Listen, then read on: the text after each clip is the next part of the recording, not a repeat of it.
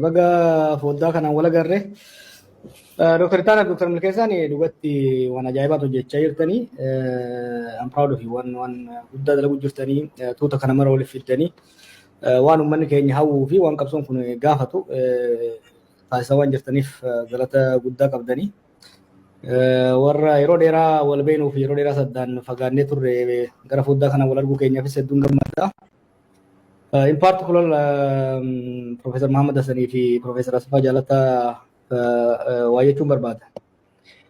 Dhaloonni keenya kunii fi nullee dulloomne warri nu duuba bakka Oromoon tun irraa kaatee irra geesse appreciating godhuu dhabuutu jira. Gaafa akkuma waanuma asitti isaan arguuf hin jira.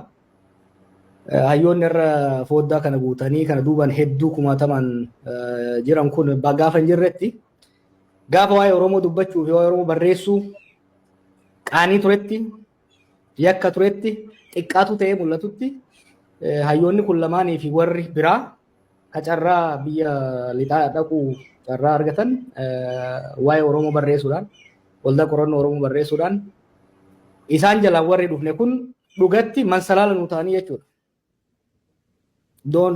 It's very important to recognize where we came from and those who paved the way for us. Kanafi, I just want to say thank you on behalf of my generation. Isin lamaan dabalatee hayyoonni kun ijoollummaarraa kaaftanii hojii keessaniin producing knowledge. Uummata akka keenyaa ka odoo seenaa qabu seenaan isaa irraanfatame, ka osoo haqa qabu han isaa awwaalame, bara qaanii ta'e san keessatti hojjettanii asiin nu ga'uu keessaniif hedduu galatooma. Ammallee umrii fayyaa guutuu wajjin umriin keessan haa dheeratu. Warra akka Dr. Ittaanaa fi akademik paazii irra deemtan immoo abboota keenya kana caalaa gara fuulduraa akka hojjettan abdiin qaba.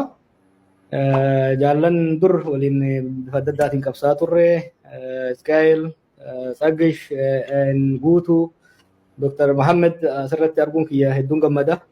And of course, Gurba goda kiyya immoo abbaa goda kiyya Dr. Bayaan bagan si arge Baqqalaa Garbaa immoo jaala qaallittiiti. Baga wal agarre isa gurri union jechuumaa fi waan guddaa irraa baranna wal deemuun kun waan guddaa kanaan cimnee deemuu qabna. Qabxuma lamaa sadeen tokko kaasuun barbaada. Haalli Oromoon amma keessa jiru hedduun keessan dubbattanii jirtanii waan beekamaadha. Oromoon miidhaa gabalamaaf saaxilamee jira yeroo ammaatti. Gama tokkoon kallattiidhaan ajjeefama, kallattiidhaan saamama, kallattiidhaan beelaan miidhama. Oromoon sirnoota gita bittaa alagaa hedduu jala ture. Waggoota dhibba jechaa turre.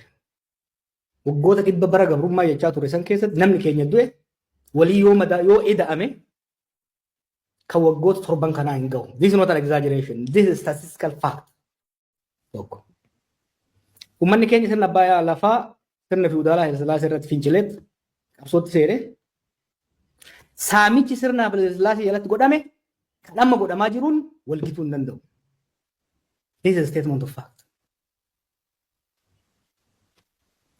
Kallattiidhaan miidhaa, ajjeechaa, hidhaa, salphachuu akkaan argin jala seene gama diinagdeetiin mateeriyaalii illee ogaa fudhanne saamamuu wanti amma biyya san keessatti by the way Oromiyaan addatti kan miidhaaf saaxilamte akka bara kanaan jiru.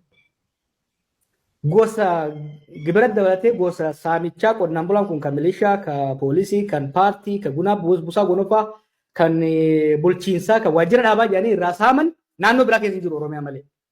Yoon tarreesse namni guyyaa adii mana hidhaatii fuudhamee gabayaa keessatti kan rashanamu namni Itoophiyaa keessa bakka adda addaatti ajjeefamaa jira. Gaafiin hin jiru. Guyyaa adii ilmi namaa odoo u'uu jedhu haadha duratti akka sargiititti kan rashanamu Oromiyaa keessa qofa Itoophiyaa keessatti warra. This is the special privilege accorded to Oromos today. Kuni waan miti namni jedhu I'm happy evidenceidhaan mormuudha jechuudha. So miidhaa gama lama hoggaan jedhu gara tokkoon miidhaa takkaa irra hin gahin kallattiidhaan murna Oromoo keessaa bahee gateetti Oromoo irratti taa'ee aangoo qabate kanaan miidhaan takka saba kanarra gahee hin beekne gahaa jiru. Miidhaa lammataatiin immoo jira. Oromoo jala dawachuudhaan mootummaa Oromooti jechuudhaan saboota hunda ciniinee diinumtu godheera. Warra Tigraayin wal fixee, warra Amaaratiin wal fixaa jira. Somaaleedhaan walitti bu'ee jira. Eertiraadhaan walitti bu'ee jira. Ummatoota kibbaa hoo nu wajjin cunqurfamaa ture yeroo dheeraadhaaf. Hattuuf waslaattaa isaan keessaa baate guuree aangoorra kaa'ee saamsiisaa, ajjeechiisaa, salphisaa jira jechuudha. Ummatoonni kun kan hubannu kana nuun arganii, kan nu miidhamnu kana nuun arganii, Oromootu hattuu nurra shuumee nu saamsisaa jechuudha. Kanaaf miidhaan lammataa maali? Duris diina qabaachaa turre gaafiin qabu bakka irraa kaane Profeesar Maammaffaan haasa'uu danda'an. Diinummaan dur garuu it was offensive. Nurratti dhiibamneetti ka diina nutti. Har'a garuu maqaa keenyaan waan bu'aa hin qabneef waan dantaa Oromoo gara fuulduraatti tarkaanfachiisuu hin dandeenyeef. Bu'aa uummata Oromoo bal'aa dhiisiti. Bu'aa murna aangoorra jiruutu waan tarkaanfachiisuu hin dandeenyeef kaanii kaan tuttuqanii biyya keessa saboota hundaan wal lolanii Oromoos wal lolchiisanii. Ollaatti immoo biyyoota Somaaliyaa wal lola, Jibuutiidhaan wal lola. Keenyaadhaan wal gaarreeffannaa jira. Lola Suudaan keessa garee tokko seenee wal lola keessa jira jechuudha. Eertiraadhaan wal loluudhaaf deemu. They have turned the whole region against us. Gama tokkoon nu ajjeesu nu saamu, gama kaaniin immoo bitaa mirgaan bahaa dhihaan kaabaa kibbaan diina irratti uumanii jiran jechuudha. Kanaaf rakkoon akka amma Oromoo mudattee takkaa saba kana mudattee hin beektu. Kanaaf sirni kun rakkoo kana hunda waliin gahee irra caala badii fi dongora ofii hojjeteen yeroo ammaa laaffatee gara qarreera gahaa jira. Yoo kan jabaannu taate rakkoo kana jala uummanni kun yoo kidibaa yoo kitti ammaatti. Sirni kun yoo uummanni kunii fi hoggansi isaa waliigalee sirna kana akka isaa ta'utti ofirraa geggeesse kallattii isaa ta'utti ofirraa jigse bakka inni irraa jige san odaa dhaabbatee caayaa isaafis ta'u sabaa sablammii biraafis ta'u ijaarrachuu danda'a. Callisee yoo eegu taate hoo maqaa saba kanaa mataa saba kanaa qabatee jiguudhaan saba kanaa fi biyya san balaa hamaadhaaf saaxiluudhaaf qarreera jira jechuudha. Maaltu nu barbaachisa? Akkuma hangafoonni keenya hedduun jettanitti yeroo ammaa tokko hoggansi mataa walitti qabatee muuxannoowwan kaleessa dabran muuxannoowwan biyyoota biraa irraa barachuudhaan akkaataa ce'umsi kun itti saffisuu fi akkaataa ce'umsi kun osoo hin butamin, osoo hin daddaaqin, osoo hadiidaan bahin dantaaf nagaa uummata keenyaa akkasumas kan biyya keenyaa eegsisuu danda'uun karaa qopheessuun barbaachisaadha. Maal jechuun jira? Ce'umsaaf yeroo adda addaatti wal qeeqaa turre. Ce'umsa bara 1991tti warri qeeqamaa ture jira. 1974tti warri qeeqamaa ture jira. 2018tti immoo warri ture qeeqamaa turre. Kana hunda cumulatively xiinxallee maaltu dongorre, maaltu hanqate, bakka hanqate akkamii guuttanna, akkamii jabeeffanna, ce'umsoonni biyyoota biraa hoo maaliif gufatan, maaliif milkaa'an, kan gufatan irraa maal baranna, kan milkaa'an irraa maal baranna jennee ce'umsa sadarkaa sadii baasuu barbaachisa. Tokko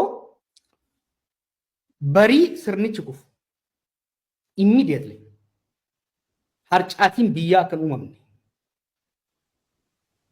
Rakkooleen nageenya walitti bu'iinsi amma jiru kun akka hin hammaanne.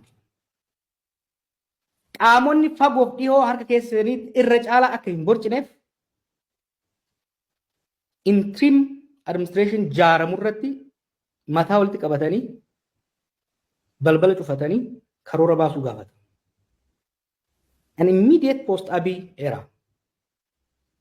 What I plead with you. Biyya akka malee laaffattee waan jirtuuf. Biyya akka malee laaffattee dhukkubni hedduun keessa jiru waan taateef bariin namichi kun kutu